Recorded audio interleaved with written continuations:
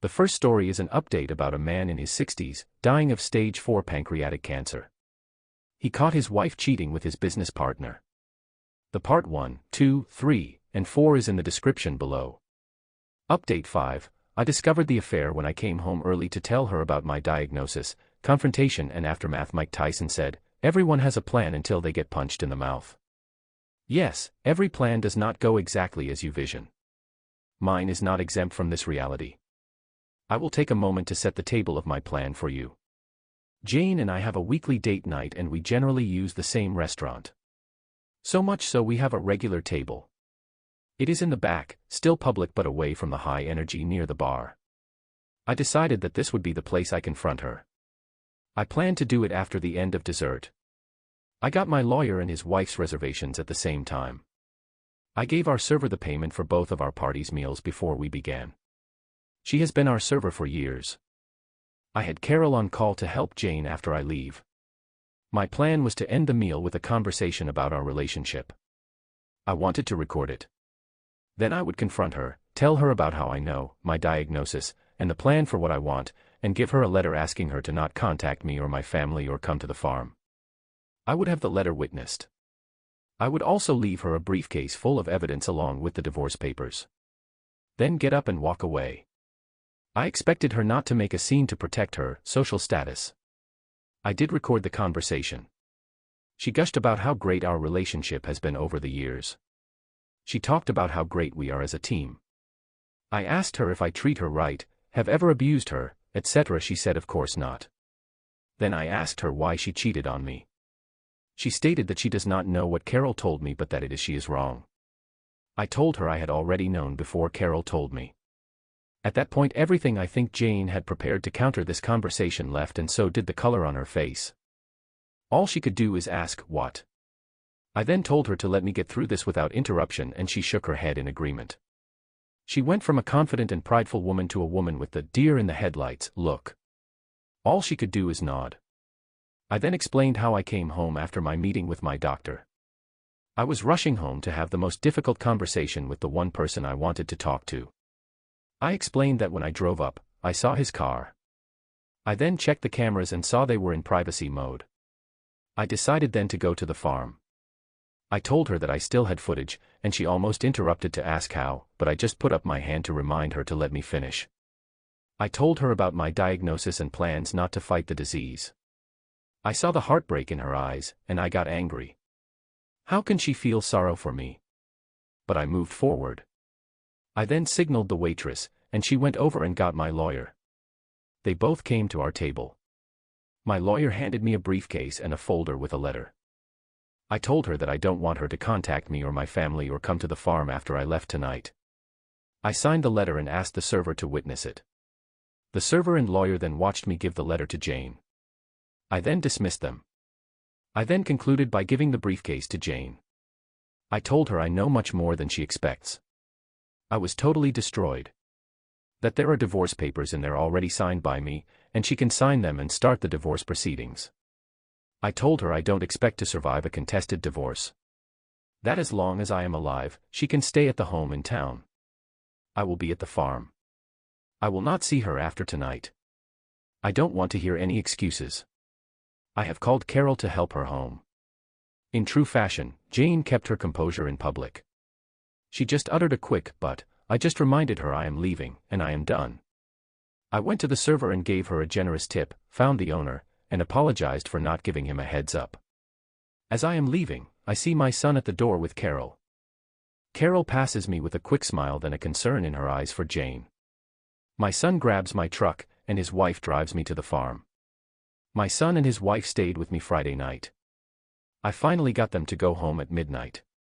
I went to sleep with a great sense of relief, but with a renewed feeling of loss. But I was able to accomplish the task I needed to do. The family came to the farm on Saturday to make sure I was okay. I felt a bit coddled, but it was a good day until Carol came by in the afternoon. She said that Jane fell apart Friday night, but I guess contacted her AP on Saturday. After the conversation, Jane realized she was just being used by the AP and was really in a bad state. Carol made sure to tell me that Jane did not ask her to reach out to me. But she feels that if I could talk with Jane for a bit, then it could give Jane the strength to keep her out of my life. Carol knows how to frame her requests. I reluctantly agreed to a 2-hour discussion at the farm with Jane. I would have someone there for me and Jane could choose someone to be there for her. We will have a civil conversation.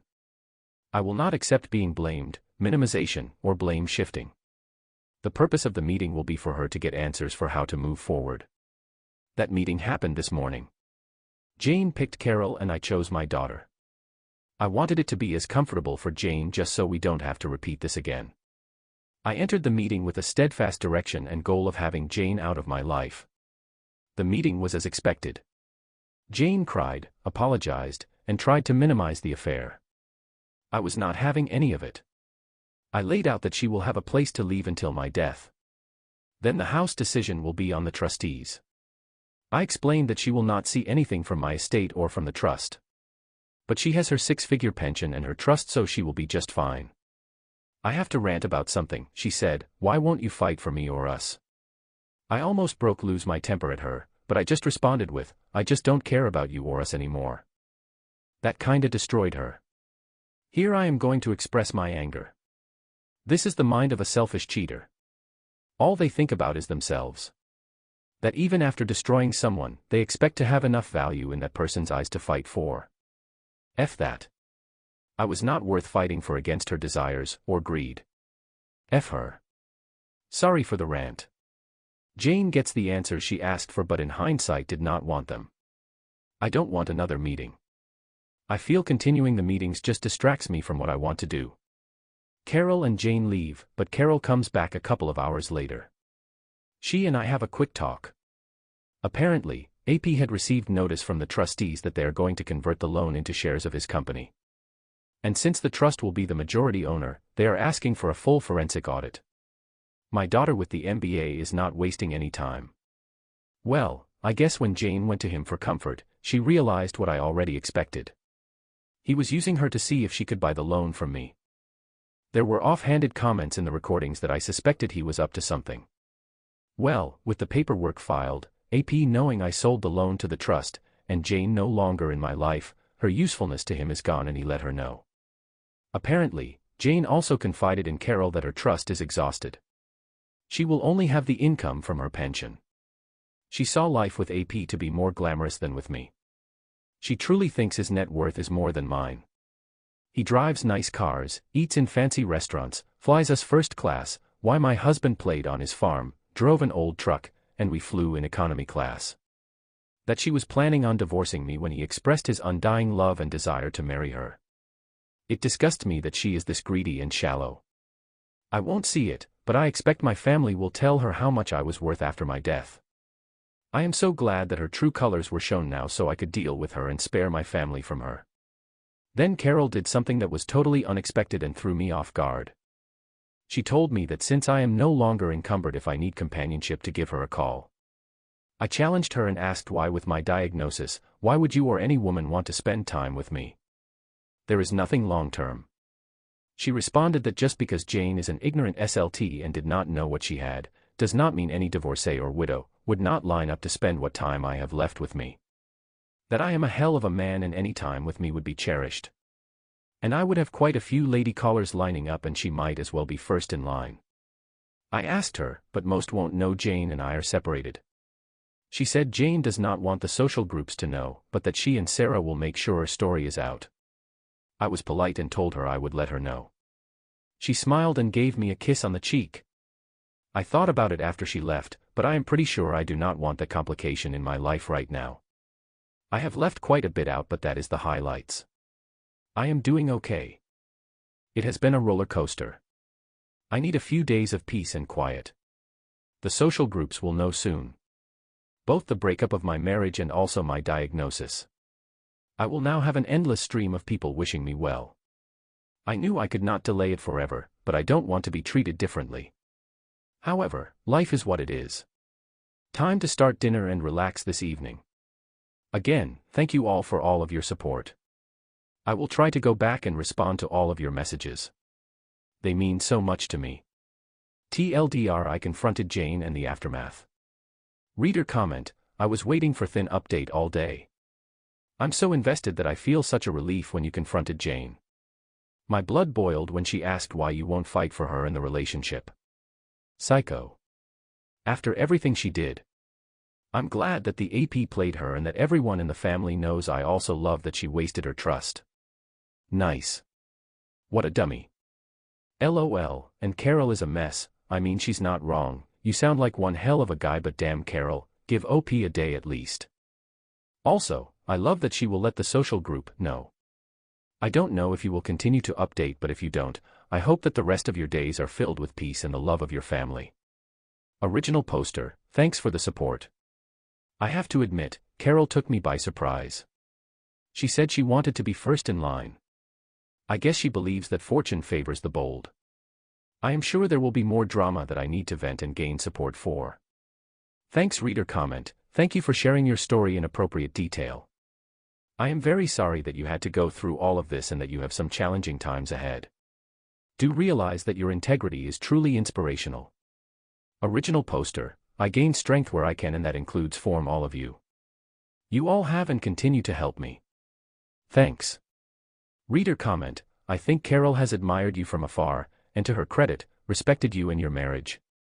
She just has feelings for you and would not consider it a burden to be with you. I am my wife's caretaker. We will be married 38 years this May. She has MS. I have never felt it was a burden to care for her because I do care for her. You must be a hell of a guy to be so well thought of. I'm sure everyone who loves has been enriched by your legacy. Keep us updated. Original poster, you are one hell of a guy. My thoughts are with you and your wife. I think I would rather have my shortened time than your wife's road. I admire her strength. Story too confusing but great talk, I guess. Initially our talk started over the phone, but while at the house we talked more. Well, like always, more so me. We both let it out. She was definitely more restrained, but at least she said something for once. She says she's tired of the cycle. She brought up that she still resents me for hurts I caused her. I understand, but I acknowledged everything I've done to do right by her. Not to take away how I've hurt her, but that I've tried to evolve and do my best to show up for her as her partner and a father. Doesn't matter. And I addressed that. It's amazing how much I've been told I can't move forward when the truth is she didn't want to move forward. She also claims I've been moving the goalpost in recovery when I've been consistent the entire time. I showed her what I needed. She expressed that she goes to therapy. Which turned into how much things are my fault. I have criticized her, and when angry I said hurtful things. We both do. She just keeps saying I don't see this working and I feel nothing, no spark. I see you're trying, but I don't feel anything. I told her that I can't be new love she had with AP and that I've been trying to draw near to her, but it's always something in the way. With AP she had no responsibility except being deployed. She said, well, you're making it more than what it was. It wasn't great. I said, sure, but it's still more than what I've gotten from you. He got to be with you without kids and the mundane stress of life. You worked out together, had sex and laughed.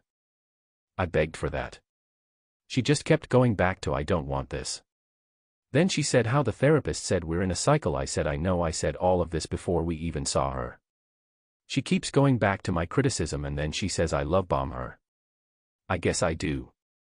We fight and I always have to fix it. She takes me expressing my needs as straight up criticism. Everything I say that goes against her is criticism, and that's how she won over the therapist. I told her how me speaking up or saying how I feel isn't an attack on her, and I keep trying new ways to get to her without her feeling that way, but there's always this high resistance avoidance. She admitted that.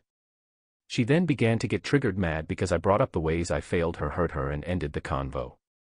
To summarize, she felt she wanted to leave me after our son was born, and her staying was her being a people pleaser and ended up hurting me more. I'll take the honesty even though it hurt a lot. Not really new information. I left examining myself and apologizing over and over again. At best I got out of her is I know I hurt you, I'm sorry, but I don't want this. The saga continues. Reader comment, I'm sorry forsaken, but it just doesn't sound like there is any common ground to build reconciliation on. My wife also tried to tell me how bad our marriage was, and, in the end, it just sounded like a list of her insecurities. I was too young when we met, if I hadn't been a virgin but more silly experienced, if I hadn't been so extroverting and outgoing, and the ultimate, I was afraid of you because of the rows we were having. I couldn't help my age, and it didn't bother her at the time because I was so mature. I couldn't help being a virgin. Was I supposed to rein my personality in around other people? And as for the rows, well, those were mostly down to her lying about her affair and her refusal to stop seeing AP, who used all of the above as reasons to doubt me in his pursuit of her. When someone you love rationalizes their actions in this way, there is no argument you can make to convince them otherwise. I was fortunate that my wife was able to see at least part of the truth, but it took her to see AP for what he was before she could see me properly. I think your problem is your wife's therapist defending her position, and it may be that your wife will never see a way back. She certainly never will if she stays with the therapist she has. Original poster, at least she admitted she hasn't figured out her why. She said she needs to figure out why she gave up on us and turned to other men. I understand her resentment, but I know for a fact she's never dedicated herself to at least protecting her heart.